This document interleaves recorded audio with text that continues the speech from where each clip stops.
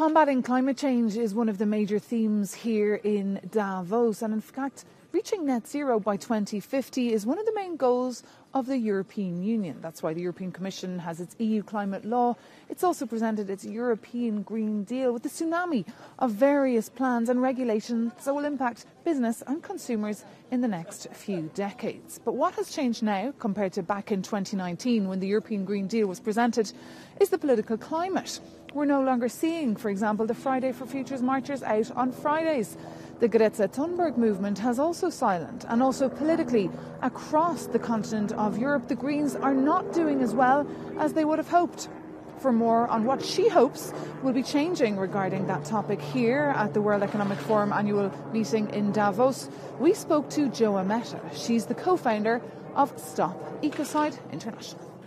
For the first time, we've been invited to actually contribute to the conference itself. I'm going to be speaking on a couple of panels, and I'm going to be talking, of course, about ecocide law, which is the recognition of mass damage to nature as a crime, a serious crime.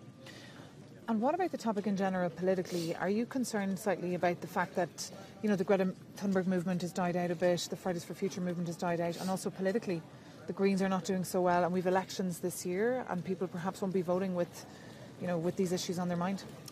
I have to say I'm not particularly worried about that, because when we look at how things are developing, both in various national jurisdictions but also regionally, for example at the EU and globally, we're seeing a clear legislative direction of travel. People are moving towards this recognition of ecocide, and I think that's partly, in a sense you could say that conversation was triggered by things like the school strikes movement and those sort of climate protests.